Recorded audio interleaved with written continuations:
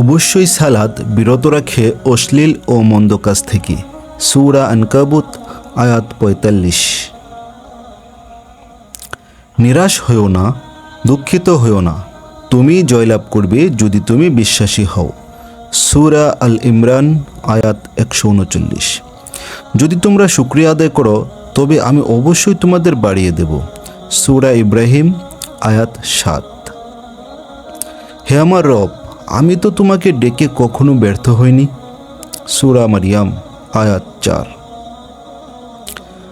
তোমার পরিবার পরিজনকে সালাতের আদেশ করো এবং এর উপর অটল থাকো।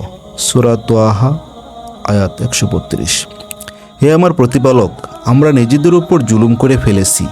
আপনি যদি আমাদের ক্ষমা না করেন ও আমাদের প্রতি রহম না করেন তাহলে অবশ্যই আমরা অকৃতকার্যদের অন্তর্ভুক্ত হয়ে যাব। ইস্তেগফার। নিশ্চয় আমার সালাত, আমার কুরবানি, আমার জীবন ও আমার মৃত্যু আল্লাহর জন্য, যিনি সকল সৃষ্টির রব। সূরা আল আনআম আয়াত ১৬২। মৃত্যু যন্ত্রণা সত্যি আসবে হে মানুষ, এটাই সেই জিনিস যা থেকে তুমি পালাতে চাইতে। সূরা কাফ আয়াত ১৯। তোমরা সৎ কাজে প্রতিযোগিতামূলক এগিয়ে যাও। সূরা আল বাকারা আয়াত ১৪৮।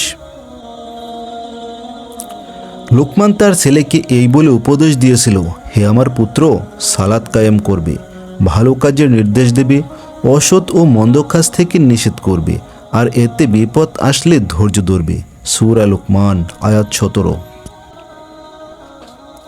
আল্লাহ তাআলা বলেন, এখনও কি এই জনপদের অধিবাসীরা এ ব্যাপারে নিশ্চিন্ত যে আমার আযাব তাদের উপরে রাতের বেলায় এসে পড়বে, অথচ তখন তারা থাকবে ঘুমে অচেতন।